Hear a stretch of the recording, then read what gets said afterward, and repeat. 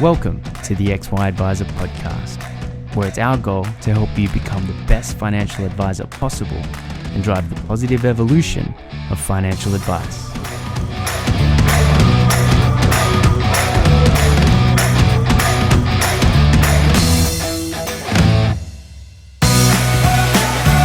Hub24 is an ASX-listed company with over $15 billion funds under management and one of the fastest growing platforms in the market. Neither a bank nor part of a bank, Hub24 focuses entirely on connecting advisors to a broad range of investment solutions for their clients. Discover why other advisors think Hub24 are the best in the market and access the benefits of choice and efficiency for you and your clients with their market-leading managed portfolio solution. To find out more, visit hub24.com.au. Jade Eley.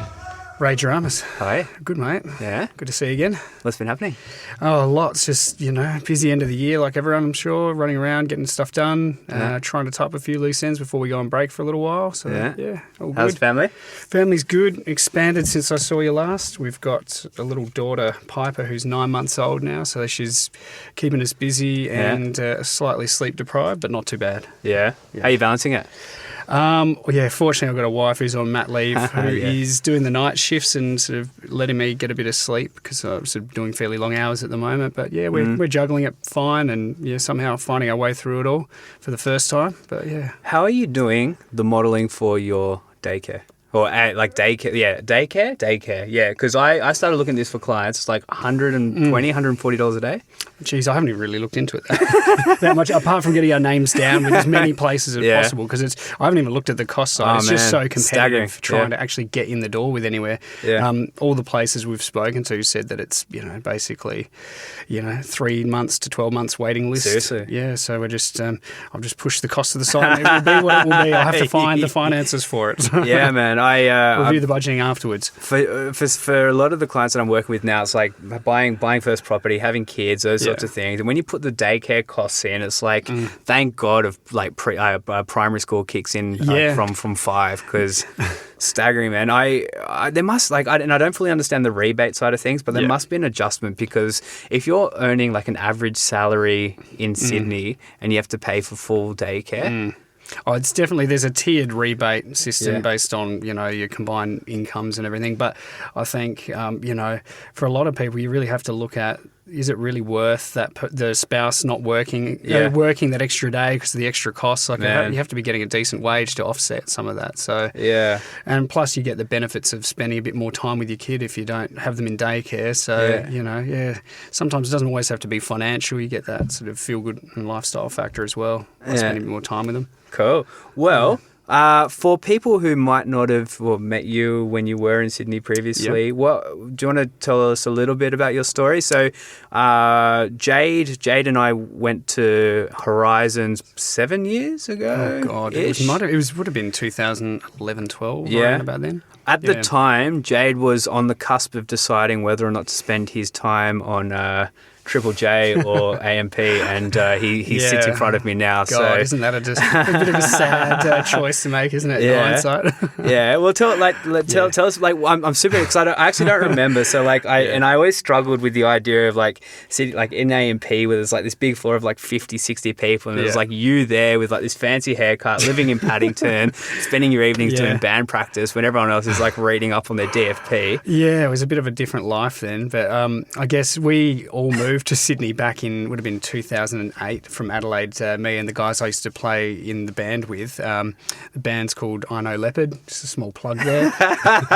Still going well on Triple J and all the festival scenes and whatnot. Yeah. But we all moved over to Sydney, and I got my start in the finance world working with AMP Direct. That's right. Had a few family contacts through AMP, and they sort of helped me get the foot in the door whilst I was doing my original DFP all those years ago. And so I started out there. I was living in Bondi and working in Parramatta at the AMP office there, where we were started in the sales support and retention team.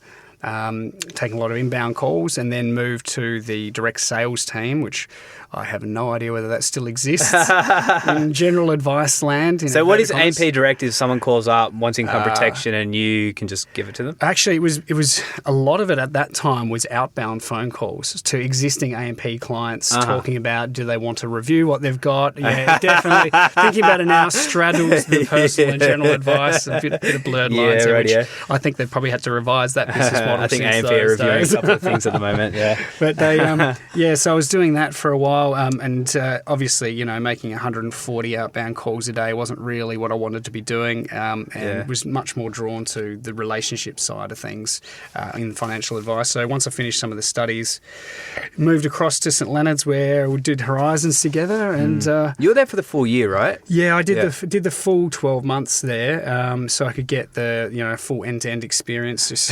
Because as much as it was an interesting little microcosm of an environment there, I kind of found it quite beneficial, because I don't think I would have been ready at the time coming from somewhere like A&P Direct and having some qualifications to going straight into reviewing clients, new client appointments, being productive. It was just quite a big gap from sales in that kind of environment to being a fully fledged advisor, obviously. Yeah. But so I did the full 12 months there, and obviously had good mates like you and Adrian and Clayton and Graham and a few others that are still in a few of us that are still left in the profession.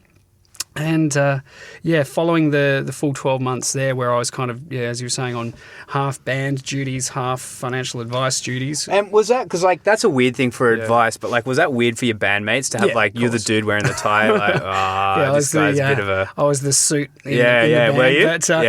But only in business hours. As soon as we finished, the tie came off, the skinny jeans were on, and I was ready to go. But no, it was a really weird sort of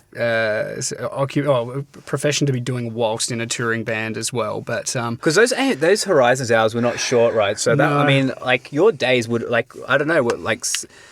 A&P from 8 o'clock in the morning, 7 o'clock about sort of 8 o'clock, and then we'd finish up 6 or 7, and then I'd get to band practice at 8:30, practice till midnight. That was probably 2 or 3 nights a week. Yeah, and get home 1 o'clock. Jules would have been thrilled. Again. Yeah, she was loving it. Yeah, wasn't seeing me much at all. She was loving getting to go to festivals and stuff though. So there was the other side, but it was a bit of a strange sort of combination of things to be doing. But how were you feeling during it?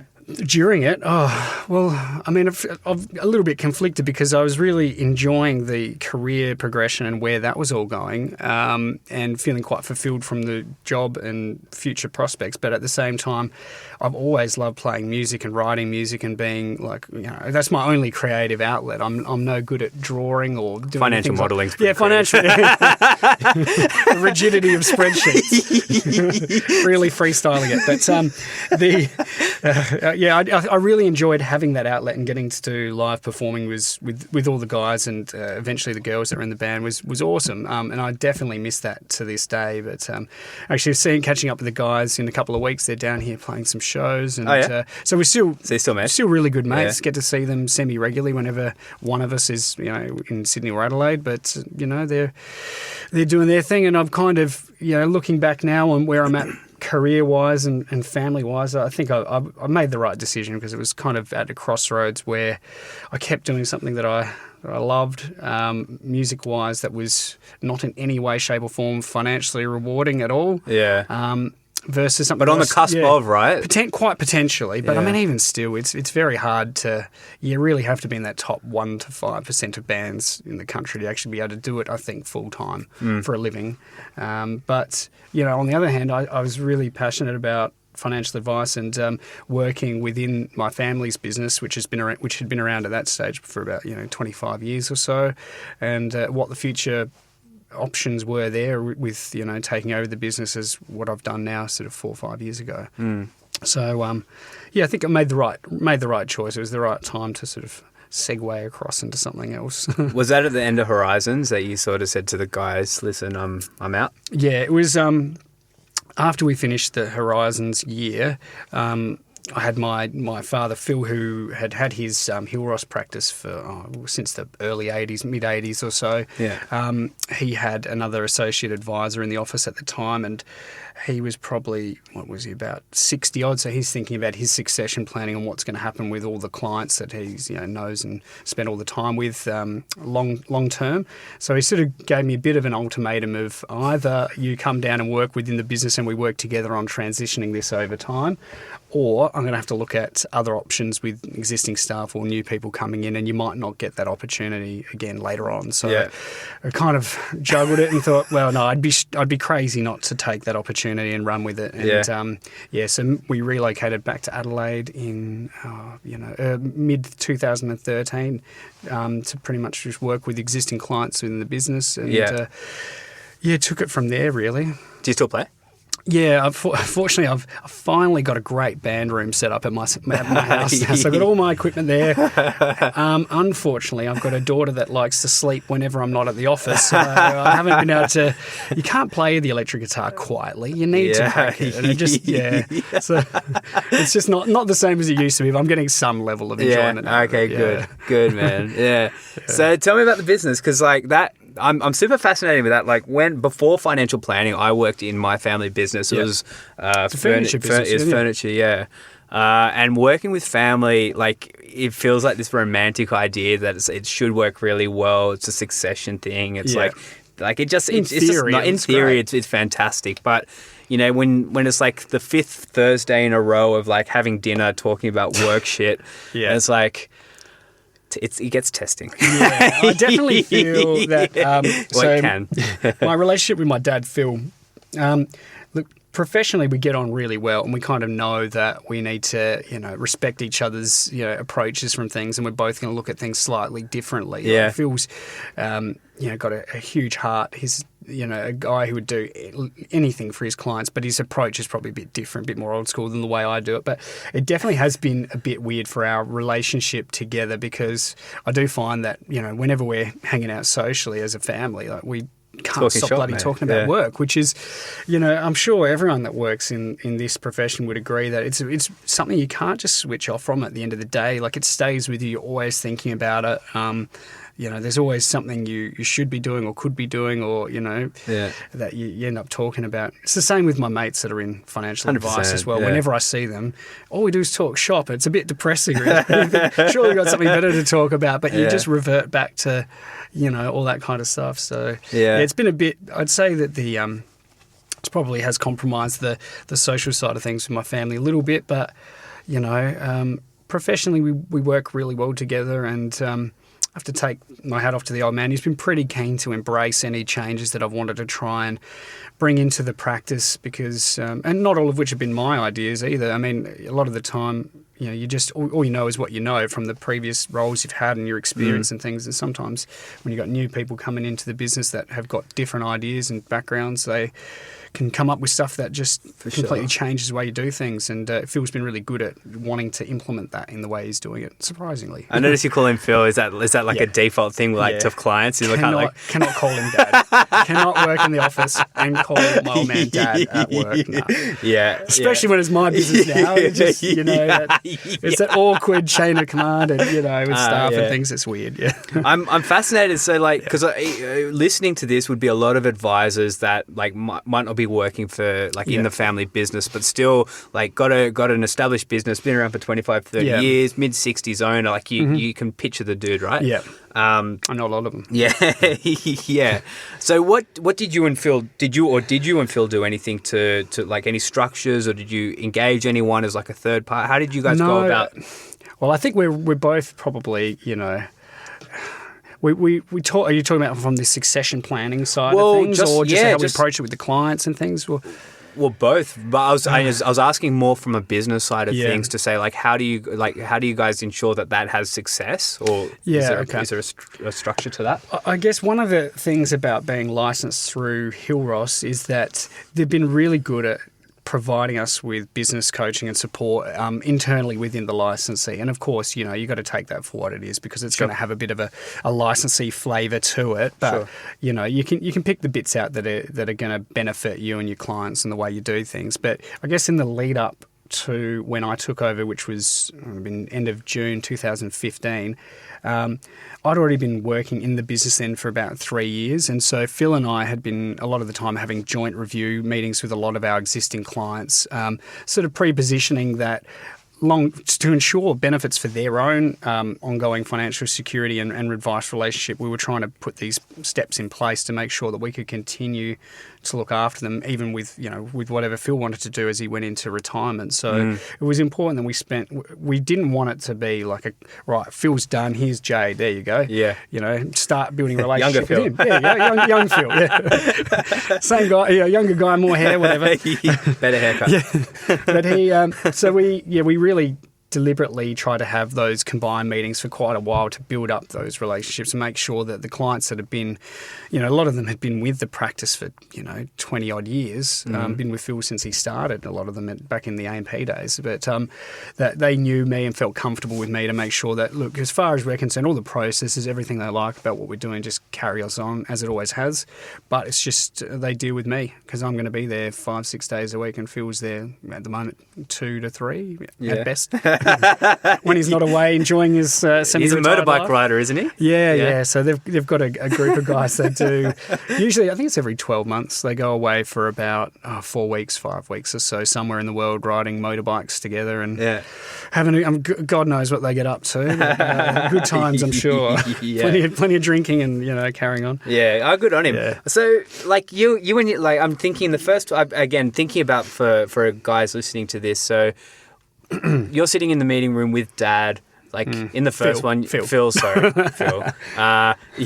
I sort of see in my mind that you're maybe doing the notes and asking basic stuff, but he's driving, and then maybe the next time you're driving a bit more. Like how, or I don't know how. Yeah, it was weird. Like we never really tried to sort of structure it to like I'd be like the junior guy doing the scribing or whatever. I mean, I've always kind of been known as that guy because I always take, I don't learn unless I write things down. Yeah, you do write a lot. I do. I don't know. Yeah, I always get the job of being the note taker when we do group stuff. But I don't know. I always found it pretty natural. Just it was more. A lot of it wasn't so much the strategy. It was just getting to know them and talking to them and building that rapport. And the strategy side of things comes down the track. Like that part of it was just more about getting to know them, getting to know me, and feeling comfortable with me, knowing more about what's important for them and how we could work together and everything. So it actually felt pretty natural, really. We just quite conversational, like what we're doing now. But that would have meant that Phil was sitting in their room, taking it, like leaning back in the chair, letting you drive chunks of it. I'd ask my own questions. He would, it was just, as I said, it was just kind of very natural and conversational. Both of us would ask questions, and we both kind of, Phil obviously had known a lot of these people for a very long time, so he's sort of given me bits of info, that things that might be important. So I'm asking them about that. Favourite footy team? Yeah. all the key stuff, which children are getting left out of the will, all that. It's important. Yeah, so no, it was good, and I think for anyone out there that's looking at that succession planning piece, giving yourself enough time to do it so it doesn't feel rushed or forced I think can be really important, because we didn't really lose very many clients at all as part of that transition, fortunately. Part of that was because we've had quite a high touch with most of our clients, and I didn't when I took over the practice, I didn't take over every single client, because we traditionally had quite a large corporate super book, which I opted not to sort of participate in. When I took over, I just sort of kept our key clients that we knew and had good relationships with. This is like Phil's like high touch portfolio. With most of our clients, I think there's probably I don't know, 200, 250 odd clients. And I had, by that stage, a number of my own clients as well that obviously came across. And did you bring Horizons guys across? Yeah, I did have some clients from those days, some friends that came on board with me in the Horizons days. Who I'm sure are paying way too low fees these days. Try to reward the ones that have been with me from the start. But, fortunately, when I took over the business as well, at that time I was able to get a really good joint venture business off the ground with a group of accountants as well. So that was really useful because I'd taken on quite a mature business that had most people would be between 55 and 75, still needing a lot of help with Centrelink and pensions and investments and all that, but definitely drawing down on a lot of their balances over time, which they should. So it was helpful to have another avenue, bringing some new clients in to sort of help keep everything balanced and give us plenty of new business to work with as well, which has been great. And that was that your relationship? It was so Phil. Actually, so it was with this group of accountants that they'd sort of done a similar thing to what Phil and I were doing, but going back a few years. So there was a younger accountant who'd taken over his father's practice. So there's a 40-year-old Jade in the accounting firm. Yeah. Me fast forward a few years. So they'd been there and done that. So there's two directors. The younger one had taken over his father's practice. They were looking after Phil's own personal accounting, and we had quite a number of mutual clients that we'd both referred either way. Just because we trusted each other's work anyway. But I guess it was probably around that time where a lot of the licensing was changing for accountants as well, around what they could and couldn't do. So they kind of recognised the need of having a good offering for their clients that they could, have some input into as well. And we thought, it makes sense for us as well. We both like the way each other operates, so we ended up forming a JV business with them to provide services specifically for their clients and leverage off the capacity of the existing business that we had. So, and that's about 4 years on now. It's going from strength to strength. So we're really fortunate to have those guys on as partners with us. Yeah. Out of your day to day at the moment, what would you say the proportion of clients that you look after from the JV versus Phil's old guys? I'd say the lion's share of new clients joining the practice are definitely from the JV business.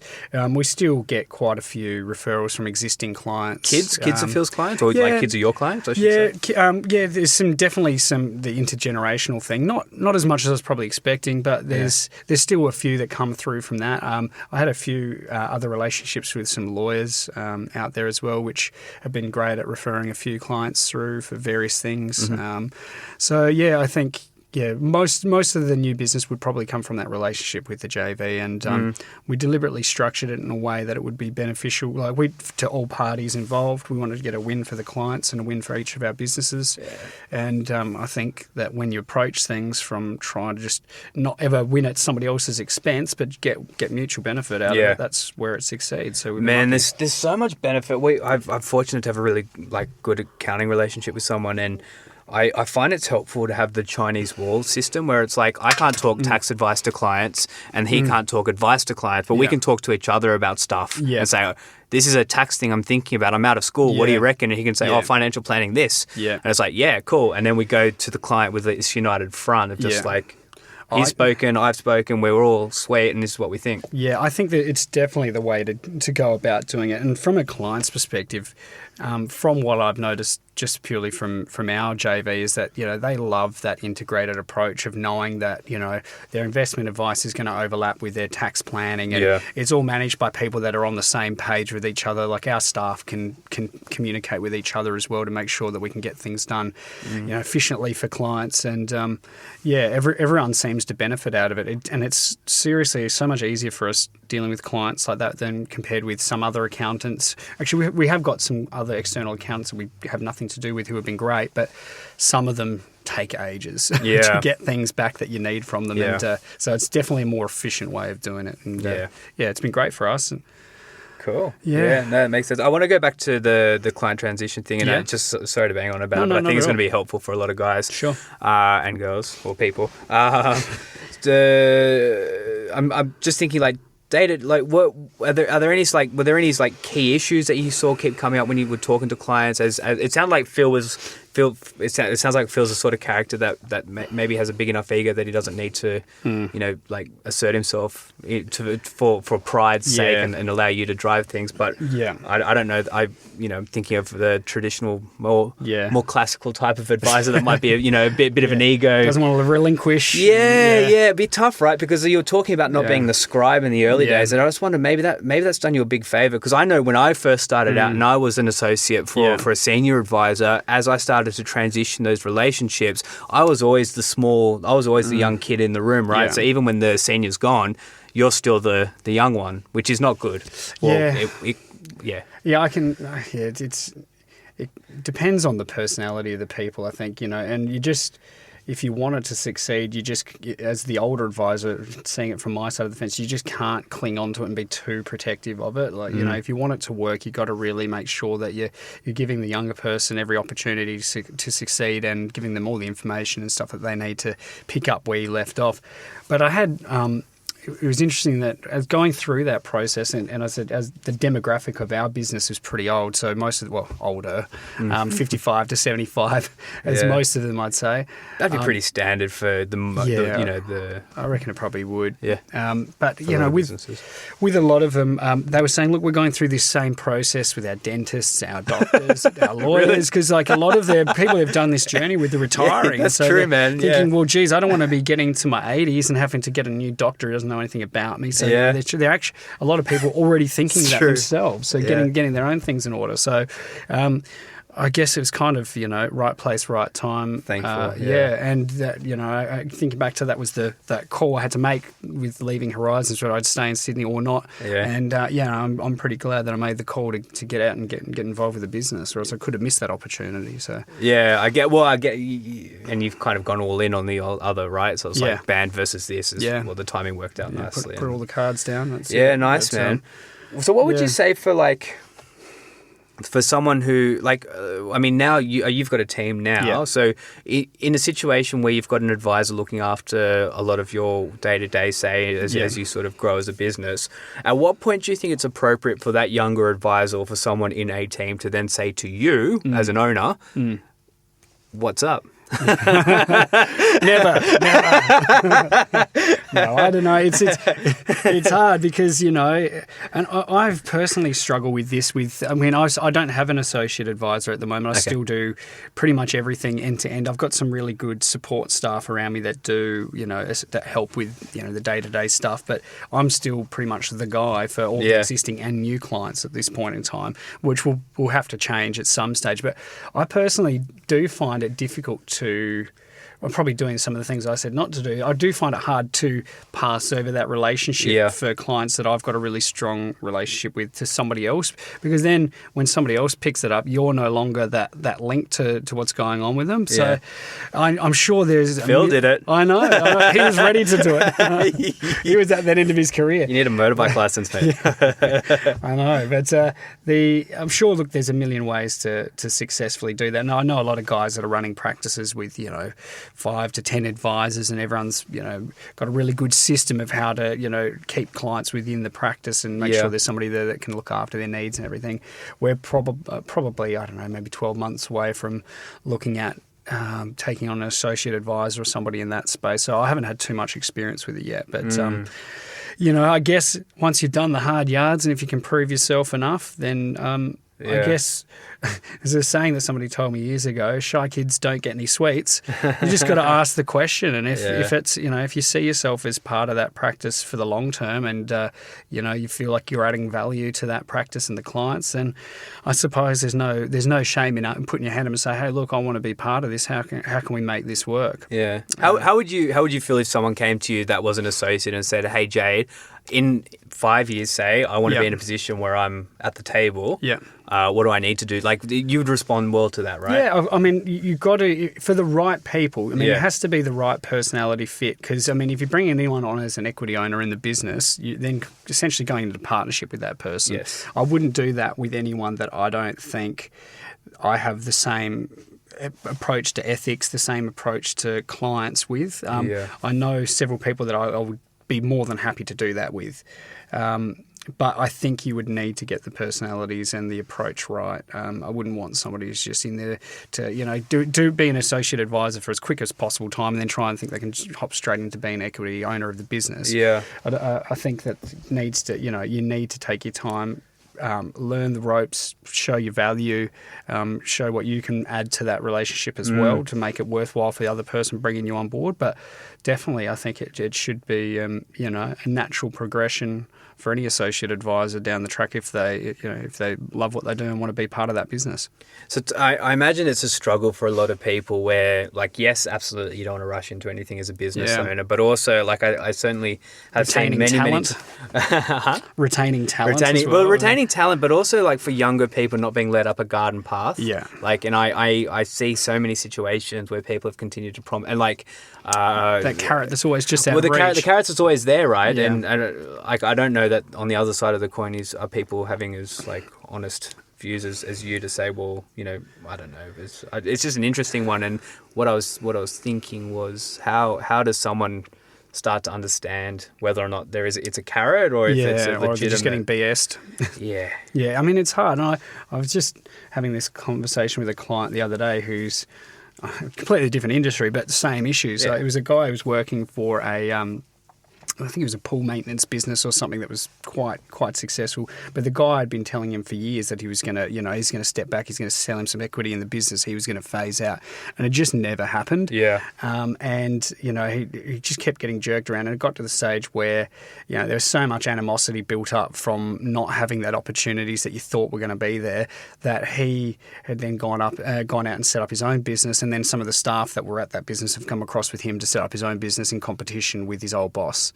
And you can so see how that would happen. I mean, 100%. Within our profession, there is, anti-competition, non-compete clauses and various things like that. But if you BS somebody too long, they're gonna build resentment. They're gonna feel like you're stifling their career development, and they're not going to care about disrupting your business one day. You're much better off, I guess, to if you've got that structure to try and facilitate somebody's growth and development within your business and retain them and be both be advocates of each other, and then everyone wins, I guess. Yeah. Yeah, it's a tough one though, right? Because I could totally see if someone was overly ambitious walking into your business saying, hey, Jade, I'm keen. Hey, Jade, I'm keen. Hey, Jade, I'm keen. Yeah. Hey, Jade, this is the 4th time I've told you I'm keen. And it's like, well, hang on, mate. Like, I'm happy for this, but you've been here for 4 minutes. It all comes down to time frames. And I guess it's there's no one size fits all. It's going to be a case-by-case situation with how people are. If I had somebody walk into my office and say, I want this job and 5 years I want to be a partner in this business, I'd be like, whoa, okay, like, call your jets there, mate. I think nice to meet you. I'm Jade. Yeah. I would probably say, look, I want to see what you can bring to the table first before we know that. But I think as a business owner, you do need to be honest with people, and if it's not going to happen, don't keep feeding the old, it's going to happen at some stage, because it's just going to burn people out and piss people off. So. I guess there's a fine line, isn't it, between wanting to foster development and having good staff and longevity in your business, but not wanting to, do it too soon or before you've kind of earned your stripes a bit. You got to really want to, put the hard yards in first. Otherwise, you won't appreciate it. Yeah, I suppose like it's having honest conversations with people, right? It's a fascinating one. I see it all the time, and I just as that average age of an advisor continues to get older, and you start to see this. I just see these conversations are going to happen more and more and more, and I feel like the transition of businesses might become more of a thing as the bowlers start to drop, and people start looking at EBIT, and it's more of a traditional business structure valuation. But I think it's happening across the board with other professions, other industries as well. Just the demographics of our country are we've got an aging population, so many people are faced with this kind of stuff, and just even on a, segueing into an advice sort of perspective, there's so much opportunity there to work with people on their succession planning, and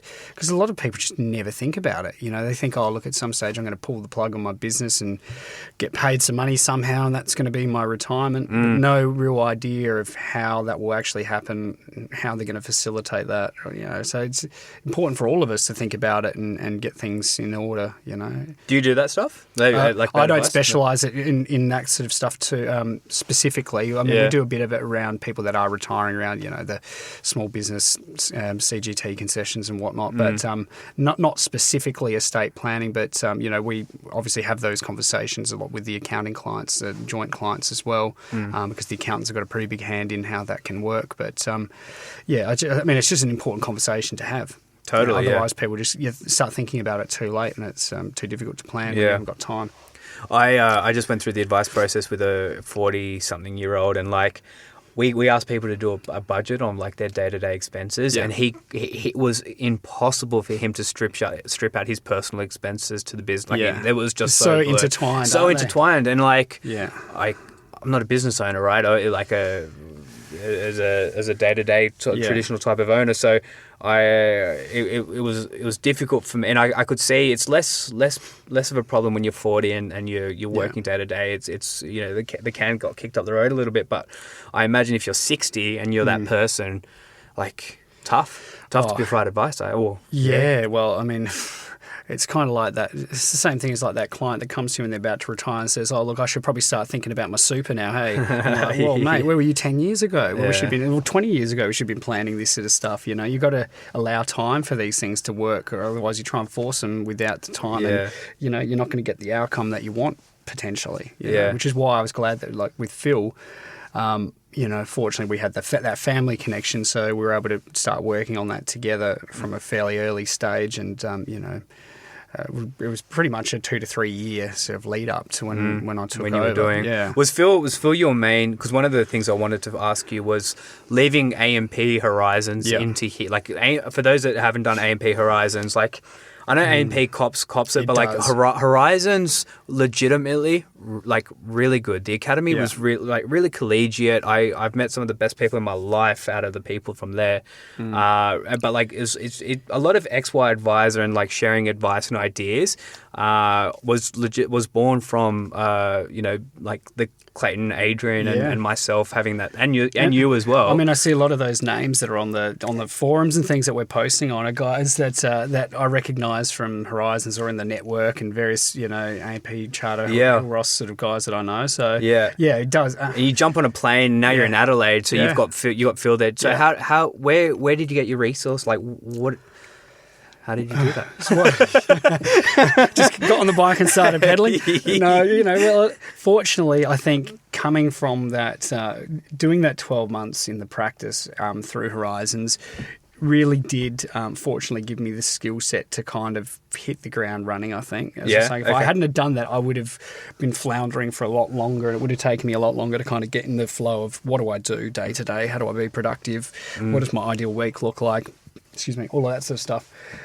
So I guess as soon as I got back from Sydney to Adelaide, it was pretty much like, well, here's a client list. Start calling people, make relationships, see what comes of it, see who you can help, what can you do, and just hit the ground running, like exactly what we were doing in the Horizons space, which.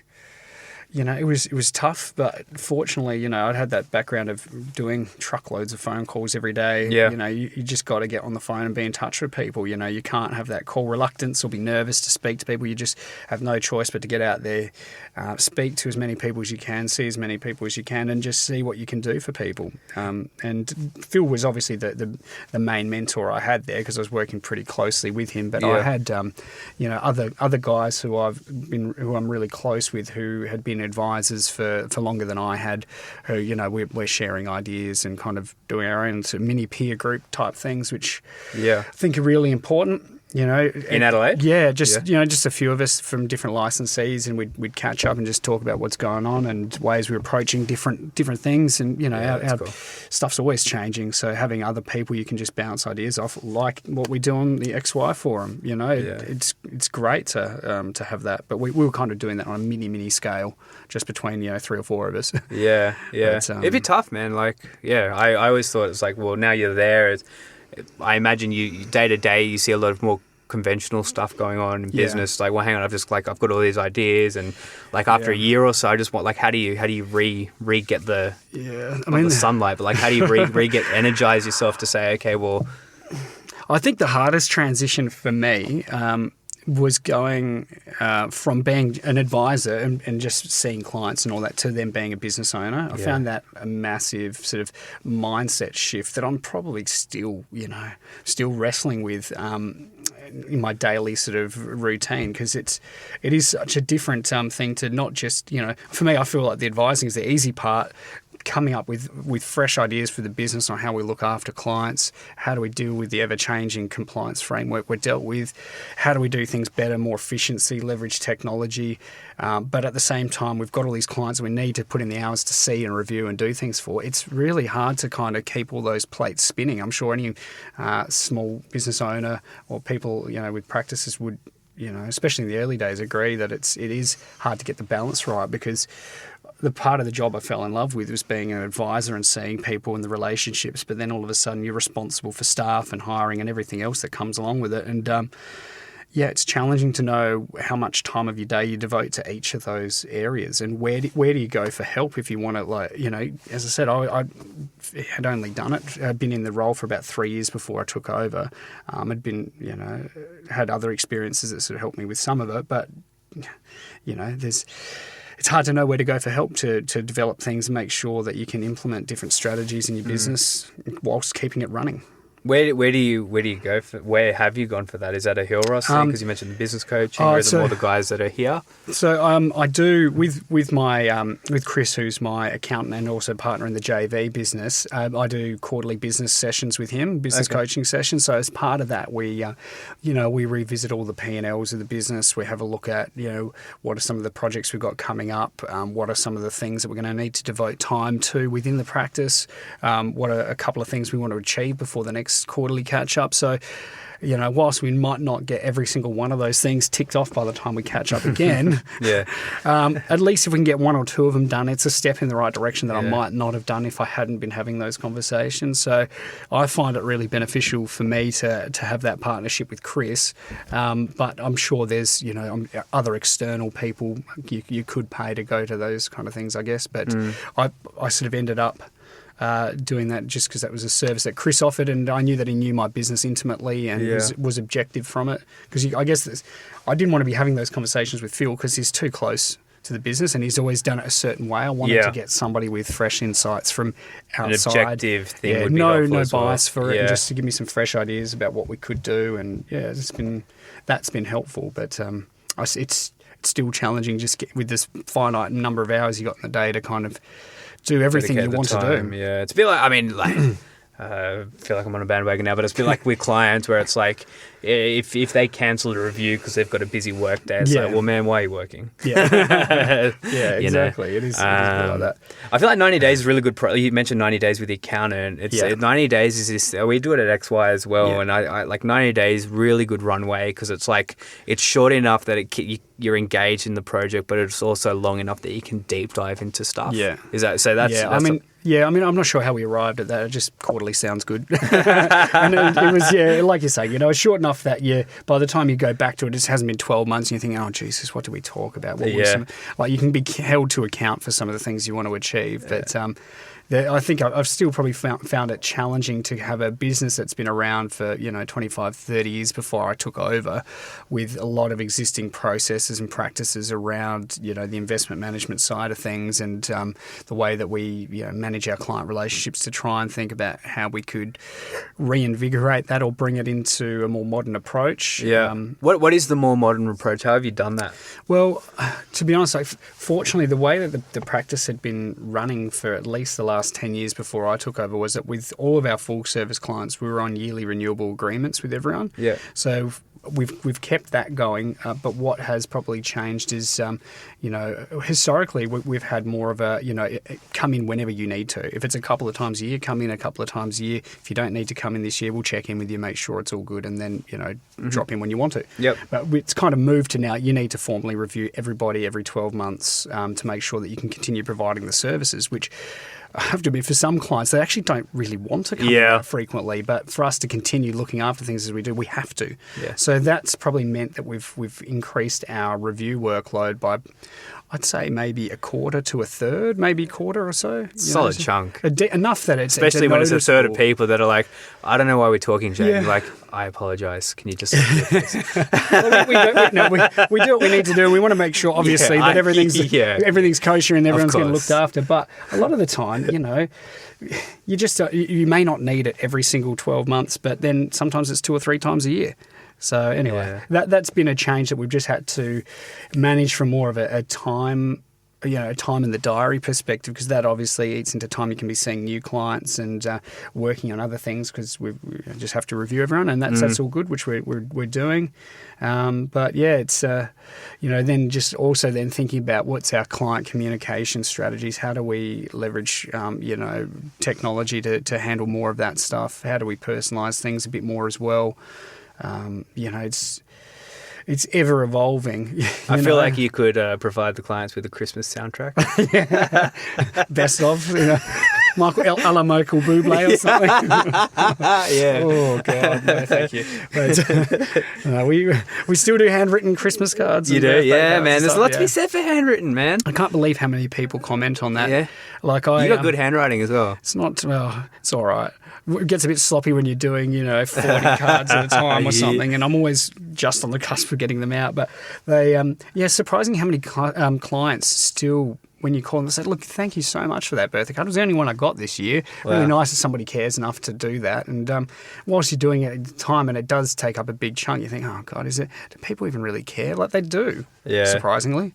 It's people like that human interaction. Oh, for sure. And I wonder if, have you found that, it's a good thing for you? Because, in psychology, there's this thing around, if you spend, mindfulness is a version of this, but, spending time, I call it half an hour a month writing birthday cards. Yeah. It's just on that appreciation or that gesture changes your thinking a little bit. I wonder, Well, I mean, all I can say is that I know people do appreciate it. I frequently get comments from people saying that it made their day, or, sometimes I had a guy the other day, I sent him out a card and our pen, and just a Plan 4 pen, and he said, oh, my other pen just ran out. It made my day getting that new pen. I thought, God, something as small as that, it's worth doing. It is worth doing. So, yeah. Got to keep in touch with people. For sure, man. A couple of things before we wrap up. Yep. What are you curious about right now? Curious about? From a business perspective, I guess systemising, automation, workflow, all that sort of stuff, because it's something that we've been trying to do for such a long time. We made the transition from Coin to Xplan probably 12 months Everyone seems to be doing that. What?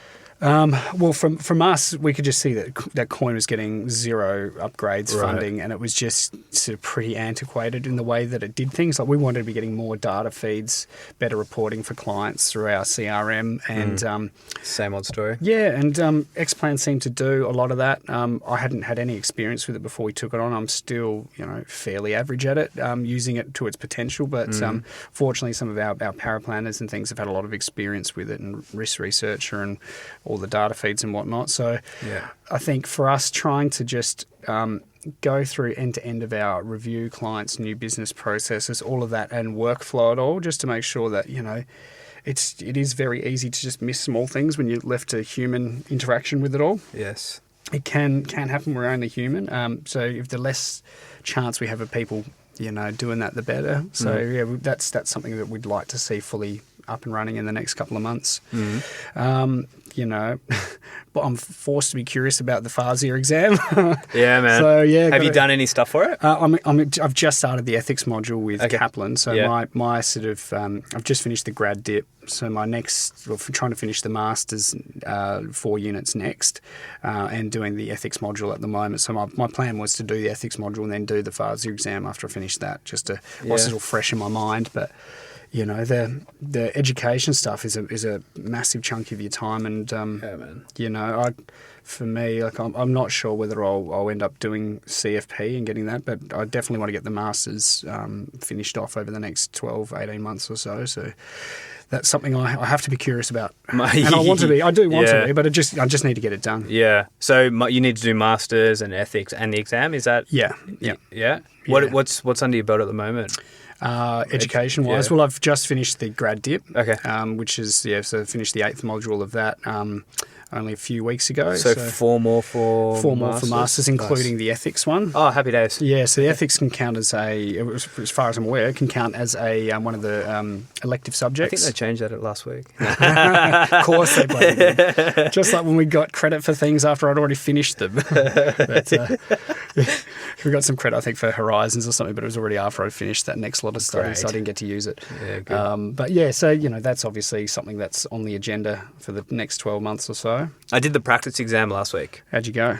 I don't know yet. So the results come over the next couple of weeks. It's a weird one, man, because it's not a technical exam. Yeah. But it's really about a lot of hypothetical situations, talking about like relative to standard 8 question. It's like, I kind of find it difficult when it's like, which one of these is the most wrong? And you're like, God, it's very subjective. How do you know? I kind of wish I don't feel like they need to be as tricky as they are with some of these things to weed out unethical behaviour. But, so be it. We jump through the hoops. Yeah, I feel like a lot of people are just leaning into it. I've got the actual exam in December, and with a bit of luck, that'll be it. So once that's done, I'll be delighted to talk people through that. But it's like navigating the Corporates Act, really big one. That's like super important.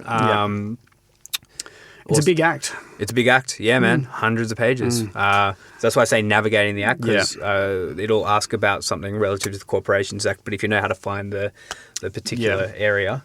Yeah, look, I imagine it's like anything. You got to just put in the time to get to know it, and for those of us that have got the right intentions at heart and know right from wrong, hopefully with a bit of brushing up on that sort of stuff, we should be able to sail through it all. So I'm not too worried. It's just more just finding the time with everything else to get it done, which we will do. Sweet. Very finally, if we're organising a dinner party, just you and one other person, one other person, dead or alive, who would it be and why?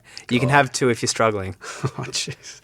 God. Graham doesn't count. For some reason, like without thinking about it, the first person that came to my mind was Kurt Cobain. I still go back to my music days. Never got to see Nirvana play live, but geez, I'd love to pick Kurt's brains about Kurt Cobain and Warren Buffett. A bit of each. Yeah. Geez, that'd be an interesting.